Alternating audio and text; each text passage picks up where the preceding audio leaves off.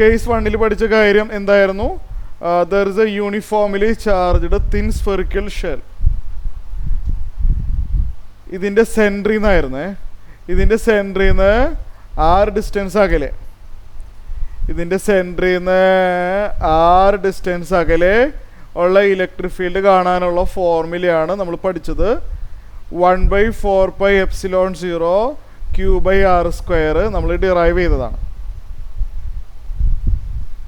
ഇനി suppose imagine ചെയ്യുക, case 2-ൽ നമ്മൾ പഠിക്കാനുള്ളത് ഇതാണ്.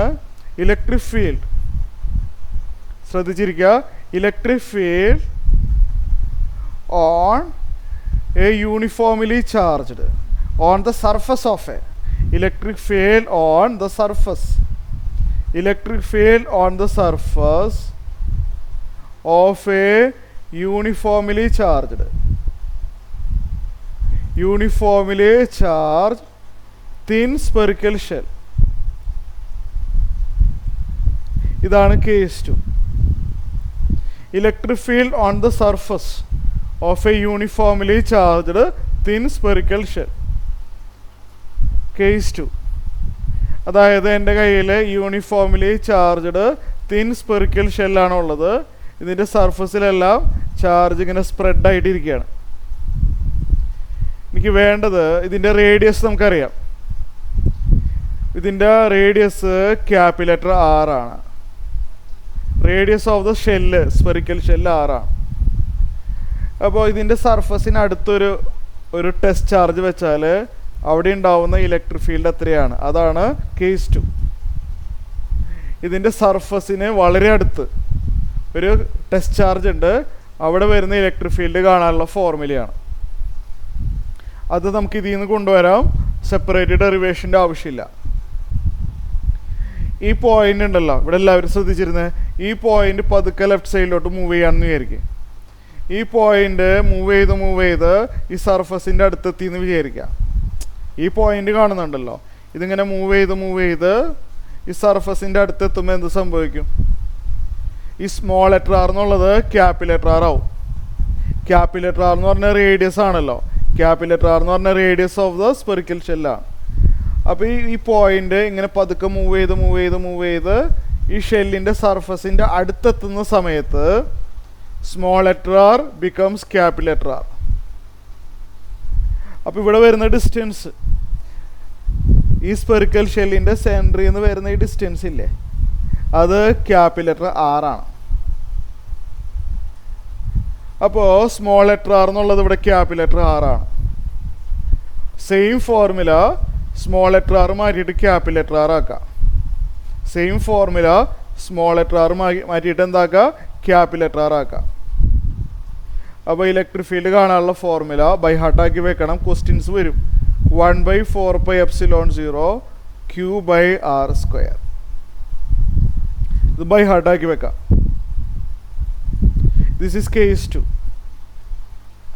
അപ്പോൾ ഡെറിവേഷൻ ചോദിക്കും, എക്സാമിന് ഡെറിവേഷൻ ചോദിക്കുമ്പോൾ, തിൻ സ്പെറിക്കൽ ഷെല്ലിൻ്റെ ഡെറിവേഷൻ ചോദിക്കുമ്പോൾ 3 കേസുകളുണ്ട്, 3ഉം പറയേണ്ടി വരും, വെയിറ്റേജ് ഉണ്ടാവും.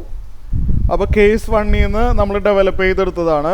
കേസ് 1-ൽ ഈ പോയിന്റ് ഇങ്ങനെ പതുക്കെ മൂവ് ചെയ്ത് സർഫസിൻ്റെ അടുത്ത് എത്തുമ്പോൾ ഈ സ്മോൾ ലെറ്റർ R എന്നുള്ളത് ക്യാപിറ്റൽ R ആയി മാറും. ഈ ഫോർമുലയിൽ സ്മോൾ ലെറ്റർ R മാറ്റിയിട്ട് ക്യാപിറ്റൽ R നോക്കിയാൽ മതി. ഇതാണ് electric field on the surface of the spherical shell. Next is point inside a charged spherical shell. This is case 3. ഇപ്പോൾ കേസ് 1-ൽ പോയിന്റ് ഔട്ട്സൈഡ് ദ സ്പെറിക്കൽ ഷെല്ലായിരുന്നു.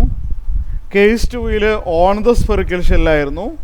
കേസ് 3-ൽ നമ്മൾ charged spherical ഷെല്ലാണ് കേട്ടത്. ഇതെന്താ സംഭവം? This is the charged spherical shell. ഇതിൻ്റെ സർഫസിലെല്ലാം ചാർജ് യൂണിഫോം ആയിട്ട് സ്പ്രെഡ് ആയിട്ടിരിക്കുകയാണ്. ഇതൊരു മെറ്റാലിക് സ്പെറിക്കൽ ഷെല്ലാണ്. ഇതിൻ്റെ പുറത്തുള്ള ഇലക്ട്രിക് ഫീൽഡ് നമുക്കറിയാം, ഇതിൻ്റെ സർഫസിലുള്ള ഇലക്ട്രിക് ഫീൽഡ് നമുക്കറിയാം. ഇനി ഇതിന് അകത്ത് വല്ല ഇലക്ട്രിക് ഫീൽഡ് ഉണ്ടോ എന്ന് നമുക്കറിയണം. ഇതിനകത്തെന്ന് പറഞ്ഞു കഴിഞ്ഞാൽ ഇവിടെ ആയിട്ട് ഒരു ടെസ്റ്റ് ചാർജ് വെച്ചിട്ടുണ്ട്, 1 കൂളം ചാർജ്. ഇവിടെ ഒരു 1 കൂളം ചാർജ് വെച്ചാൽ ഇത് എന്തെങ്കിലും വല്ല ഫോഴ്സ് ഉണ്ടാവോ ഇതിൽ? അതാണല്ലോ ഇലക്ട്രിക് ഫീൽഡ്. ഇതിനകത്ത് ഇവിടെ ഒരു ഉള്ളിൽ എവിടെയോ ആയിട്ട് ഞാനൊരു 1 കൂളം ചാർജ് വെച്ചു. ഈ 1 കൂളം ചാർജിൽ ഉണ്ടാവുന്ന ഫോഴ്സ് എന്താണ്? അതാണ് അവിടെയുള്ള ഇലക്ട്രിക് ഫീൽഡ്. അത് നമ്മൾ പ്രൂവ് ചെയ്യാൻ പോവാണ് യൂസിങ് ഗോസസ് ലോ. പ്രൂഫ് ശ്രദ്ധിച്ചിരിക്കണം. ഗോസസ് ലോ വെച്ചിട്ടാണ് നമ്മളത് പ്രൂവ് ചെയ്യാൻ പോകുന്നത്. അപ്പോൾ അതിനു വേണ്ടി നമ്മളൊരു ഇമാജിനറി സ്പിയർ കൺസിഡർ ചെയ്യാം. നമുക്ക് ഏത് പോയിന്റിലാണോ ഇലക്ട്രിക് ഫീൽഡ് വേണ്ടത് ആ പോയിന്റ് കവർ ചെയ്ത് പോകുന്ന രീതിയിൽ നിർബന്ധമാണ് ഗോസസിൽ ഉപയോഗിച്ച് ചെയ്യാൻ പോവാണ്. ഈ പോയിന്റിലുള്ള ഇലക്ട്രിക് ഫീൽഡ് അറിയണം. ഞാൻ ചുമ്മാ ഒരു ഡയറക്ഷൻ വെറുതെ കൊടുത്തേക്കട്ടെ. ആ പോയിന്റിലുള്ള ഇലക്ട്രിക് ഫീൽഡ് അറിയണമെങ്കിൽ ആ പോയിന്റ് കവർ ചെയ്ത് പോകുന്ന രീതിയിൽ ഒരു ഇമാജിനറി സ്പിയർ വരയ്ക്കാം. നമുക്ക് സെയിം സെൻറ്റർ വരുന്ന രീതിയിൽ, രണ്ട് സ്പിയറിനും ഒരേ സെൻറ്റർ വരുന്ന രീതിയിൽ ഒരു ഇമാജിനറി സ്പിയർ വരയ്ക്കുക. ഗോഷ്യൻ സർഫസ് എന്നാണ് നമ്മളതിനെ പറയുക. ഗോഷ്യൻ എന്ന് പറഞ്ഞാൽ ക്ലോസ്ഡ് സർഫസിനെ പറയുന്ന പേരാണ് ഗോഷ്യൻ സർഫസ്. നമ്മളത് ഇമാജിനറി ആണ് കേട്ടോ. നമുക്ക് ഇമാജിൻ ചെയ്യുന്നതുകൊണ്ട് തെറ്റൊന്നുമില്ലല്ലോ. ഞാൻ ഇവിടെ എഴുതി വെച്ചേക്കാം, ഡൗട്ടൊന്നും ഉണ്ടാവില്ലല്ലോ. അപ്പോൾ it is the imaginary sphere. നമുക്ക് ഏത് പോയിന്റിലാണോ ഇലക്ട്രിക് ഫീൽഡ് വേണ്ടത് അവിടുത്തെ പോയിന്റ് കവർ ചെയ്ത് പോകുന്ന രീതിയിൽ ഒരു സ്പിയർ ഇമാജിൻ ചെയ്യുക. It is imaginary sphere. അറിയാമല്ലോ, പോസ്റ്റ് ഞാൻ ചുമ്മാ ഒരു ഡയറക്ഷൻ കൊടുത്തു. എന്തായാലും electric field will be normal to the surface ആയിരിക്കും. ഓക്കെ, എനിവേ എന്തായാലും നമ്മൾ ചുമ്മാ ഒരു ഡയറക്ഷൻ കൊടുത്തു. ഒരു ഡയറക്ഷൻ കൊടുത്തു ഇലക്ട്രിക് ഫീൽഡ്. അപ്പോൾ ഇവിടെ സിമെട്രിക് ആയതുകൊണ്ട് ഇവിടെ ഇങ്ങനെയാണെങ്കിൽ എല്ലായിടത്തും അതേപോലെ വരണം, അല്ലാതെ അവിടെ മാത്രം ഒരു പ്രത്യേകത ഉണ്ടാവില്ല. അവിടുത്തെ ഇലക്ട്രിക് ഫീൽഡ് ചെയ്യുകയാണെങ്കിൽ ഇതിനകത്തുള്ള എല്ലായിടത്തും ഒരേ ഇലക്ട്രിക് ഫീൽഡാണ്. ഡ്യൂ ടു സിമെട്രിക്കലി പ്ലേസ്ഡ് ആണ്. അതിനുള്ളിൽ വളരെ സിമെട്രിക് ആയിട്ട് ഞാൻ പ്ലേസ് ചെയ്തതുകൊണ്ട് അവിടെ അടുത്തുള്ള ഇലക്ട്രിക് ഫീൽഡ് ഈ ആണെങ്കിൽ ഇവിടെ എല്ലായിടത്തും ഒരേ ഇലക്ട്രിക് ഫീൽഡാണ്. Due to symmetry. അവിടെ ഈ ആണെങ്കിൽ ഇവിടെയും ഈ ആണ്, ഇവിടെയും ഈ ആയിരിക്കണം. കാരണം ഒരേ ഡിസ്റ്റൻസ് അകലെയല്ലേ. ഒരേ ഡിസ്റ്റൻസ് അകലെ ആയതുകൊണ്ട് ഈ ഇമാജിനറി സ്പിയറിലുള്ള ഇവിടെയുള്ള ഇലക്ട്രിക് ഫീൽഡ് ഈ ആണെങ്കിൽ ഈ ഇമാജിനറി സ്പിയറിലുള്ള എല്ലായിടത്തും അതേ ഇലക്ട്രിക് ഫീൽഡ് തന്നെ ആയിരിക്കണം. Okay, I want electric field. Okay, ഇവിടുത്തെ റേഡിയസ്, ആ ഇമാജിനറി സ്പിയറിൻ്റെ റേഡിയസ് എത്രയാണെന്ന് അറിയില്ല. നമുക്ക് തൽക്കാലം സ്മോൾ ലെറ്റർ ആർ ആണെന്ന് വിചാരിക്കാം. ആ ഇമാജിനറി സ്പിയറിനൊരു റേഡിയസ് കാണുമല്ലോ, നമുക്ക് ആർന്ന് ഡിനോട്ട് ചെയ്യാം. അപ്പോൾ total flux crossing the imaginary sphere, ഞാൻ സെൻറ്റൻസിൽ എഴുതിക്കോട്ടെ.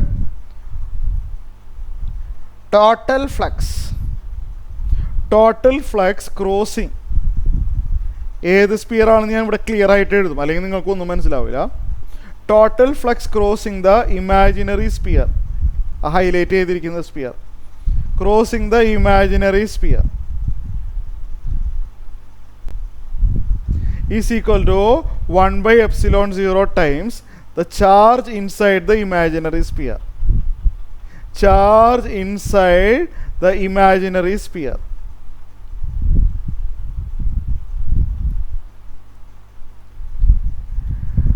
അപ്പോൾ നമ്മളെ ചാർജ് എല്ലാം പുറത്താണ് കേട്ടോ. നമ്മളെ ചാർജുകളെല്ലാം പുറത്താണ്. നമ്മളെ സ്പെറിക്കൽ ഷെല്ലാണ് ഈ പുറത്തിരിക്കുന്ന ആൾ. ഈ ഇമാജിനറി സ്പിയറിനുള്ളിൽ എം ടി അല്ലേ. ഈ ഇമാജിനറി സ്പിയറിനുള്ളിൽ ആരെങ്കിലും ഉണ്ടോ? അല്ല ചാർജോ ആരെങ്കിലും ഉണ്ടോ? ആരുമില്ല. ഈ ഇമാജിനറി സ്പിയറിന് പുറത്താണ് എല്ലാ ചാർജ് ഇരിക്കുന്നത്. ഇമാജിനറി സ്പിയറിനുള്ളിൽ ചാർജ് ഇല്ല. ഇമാജിനറി സ്പിയറിനുള്ളിൽ ചാർജ് ഇല്ല.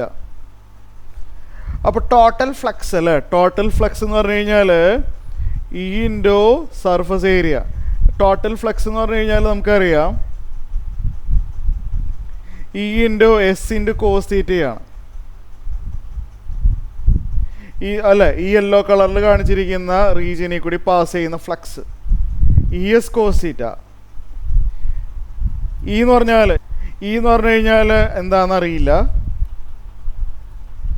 എസ് എന്ന് പറഞ്ഞു കഴിഞ്ഞാൽ ഈ സർഫസ് ഏരിയ, ഇതിൽ കൂടി പുറത്തോട്ട് പോകുന്ന ഫ്ലക്സ് അല്ലേ കാണുന്നത്. എസ് എന്ന് പറഞ്ഞു കഴിഞ്ഞാൽ ഈ സർഫസ് ഏരിയ, അതൊരു ഇമാജിനറി സ്പിയർ ആണ്. അതിൻ്റെ സർഫസ് ഏരിയ 4πr² ആണ്. റേഡിയസ് സ്മോൾ ലെറ്റർ ആർ ആയതുകൊണ്ട് 4πr² ആണ്. ഏരിയ എന്ന് പറഞ്ഞാൽ ഇലക്ട്രിക് ഫീൽഡിൻ്റെ അതേ ഡയറക്ഷൻ തന്നെയാണ്. കാരണം ഏരിയ നമ്മൾ നോർമലായിട്ട് വരയ്ക്കുള്ളൂ. ഈ ഇമാജിനറി സ്പിയറിൻ്റെ ഏരിയ നോർമലായിട്ട് വരയ്ക്കുള്ളൂ. അപ്പോൾ ഏരിയ ഈയുടെ അതേ ഡയറക്ഷനിൽ തന്നെ പോകുന്നത്. എല്ലായിടത്തും അങ്ങനെയാണ്. Area in the same direction of E. അപ്പോൾ ഏരിയയ്ക്കും ഇക്കും ഇടയ്ക്കുള്ള ആംഗിൾ 0 ആണ്. ഏരിയയ്ക്കും ഇക്കും ഇടയ്ക്കുള്ള ആംഗിൾ 0 ആണ്. cos 0 അല്ലേ? ഏരിയ എന്ന് പറഞ്ഞാൽ ഈയുടെ അതേ ഡയറക്ഷനിലാണ്, നോർമൽ ടു ദ സർഫസാണ്. ഇക്കും എക്കും ഇടയ്ക്കുള്ള ആംഗിൾ 0 ആണ്. ഇതാണ് total flux crossing the imaginary surface is equal to 1/ε0 times the charge inside the imaginary sphere. ഈ ഇമാജിനറി സ്പിയറിനുള്ളിൽ ആരെങ്കിലും ഉണ്ടോ എന്ന് നോക്കിയേ. ഈ ഇമാജിനറി സ്പിയറിനുള്ളിൽ യാതൊരു ചാർജും ഇല്ല. ചാർജ് എല്ലാം പുറത്താണ്. ഈ പുറത്തുള്ള സ്പിയർ, മെറ്റാലിക് സ്പിയറിലാണ് ചാർജ് മുഴുവനും. ഈ ഇമാജിനറി സ്പിയറിനുള്ളിൽ ഒരു ചാർജും ഇല്ല. 1/ε0 times the charge inside the imaginary sphere. E into 4πr². cos 0 1 ആണല്ലോ. റൈറ്റ് സൈഡ് 0 ആണ്.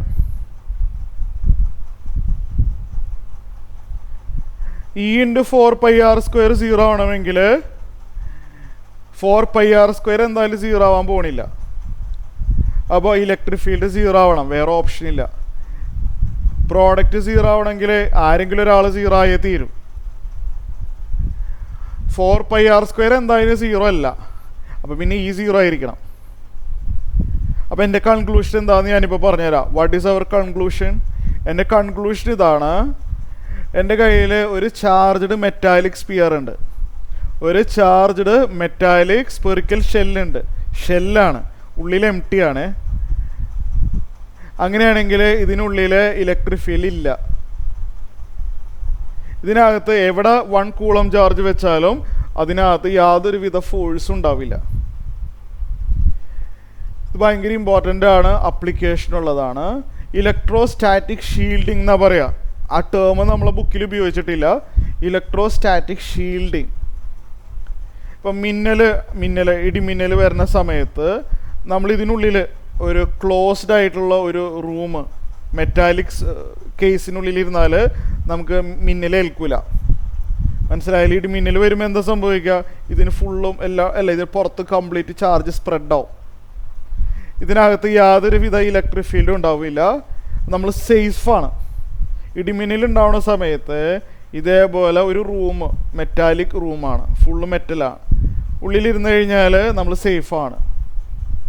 ഇപ്പോൾ കാറിനകത്തിരുന്നാൽ യാതൊരു പേടിക്കേണ്ട. ഇടിമിന്നൽ വരുമ്പോൾ കാറിൽ നമ്മൾ ട്രാവൽ ചെയ്യുകയാണെങ്കിൽ നമ്മൾ സേഫാണ്. ശരിക്കും പറഞ്ഞാൽ കാറും ചെറുതായിട്ടൊരു മെറ്റാലിക് ഉണ്ടല്ലോ, ചെറിയൊരു കണ്ടക്ടിവിറ്റി ഉണ്ടാവുമല്ലോ.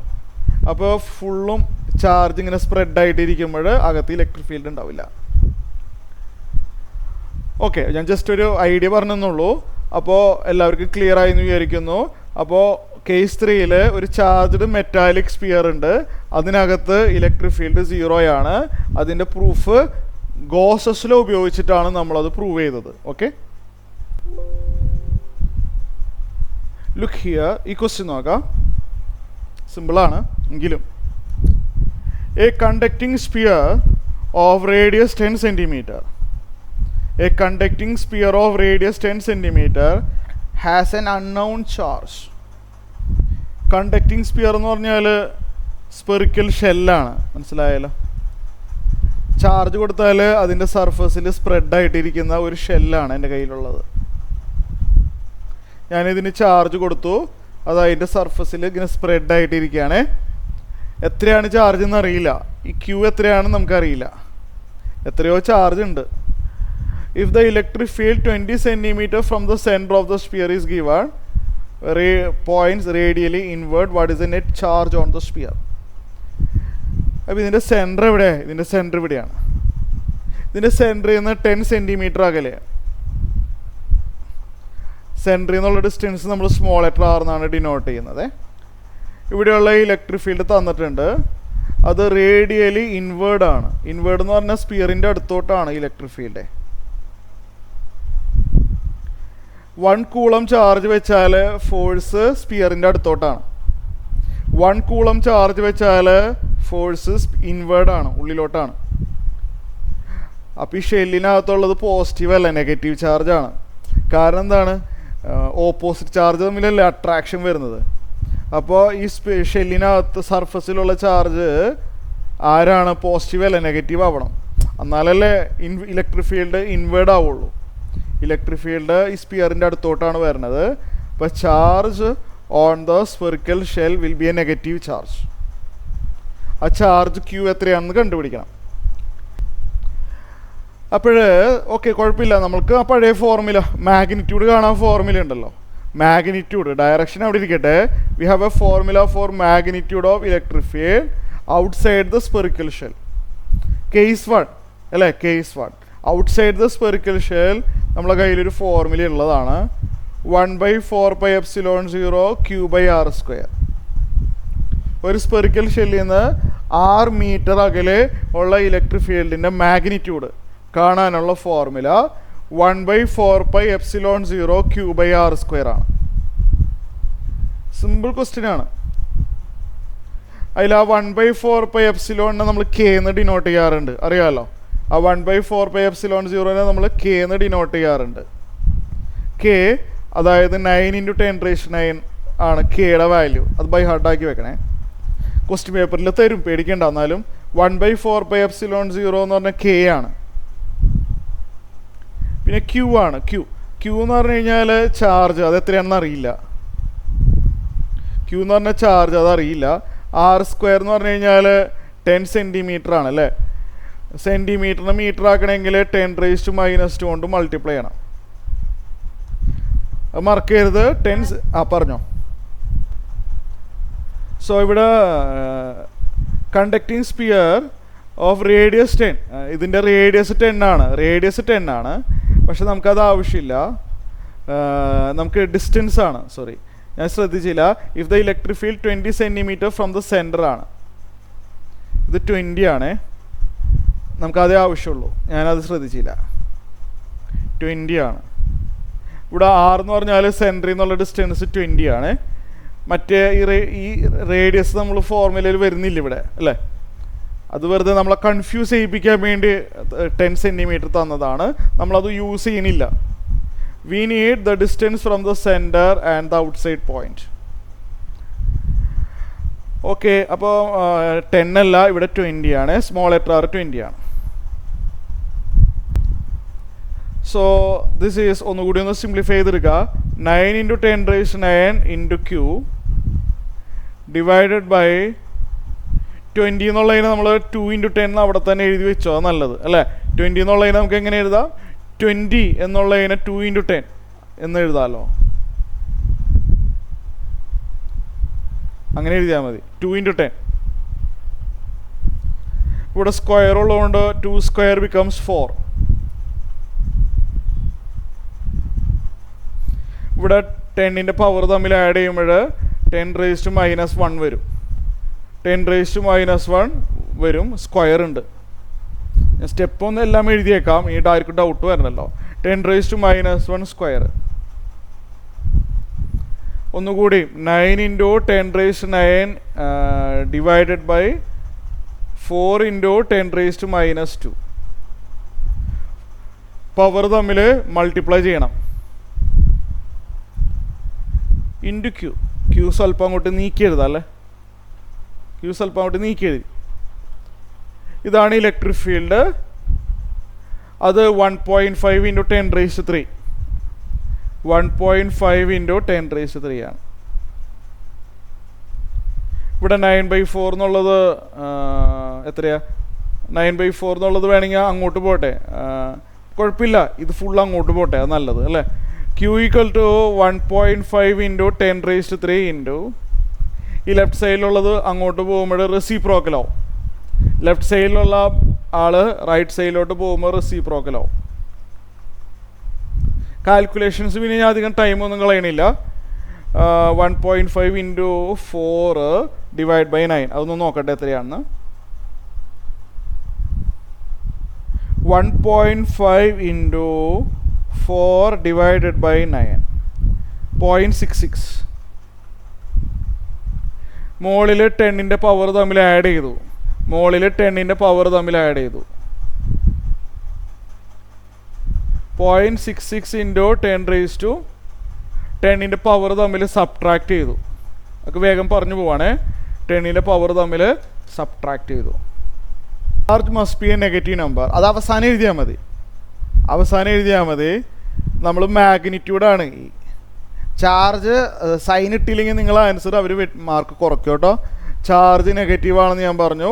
മാഗ്നിറ്റ്യൂഡ് ഓഫ് ചാർജാണ് 0.66 ഇൻറ്റു എന്ന് പറയുന്നത്. ചാർജിൻ്റെ സൈൻ നെഗറ്റീവാണ്, കാരണം ഇലക്ട്രിക് ഫീൽഡ് സ്പിയറിൻ്റെ അടുത്തോട്ടാണ്. അപ്പോൾ സ്പിയറിനകത്തുള്ള ചാർജെല്ലാം നെഗറ്റീവായിരിക്കണം.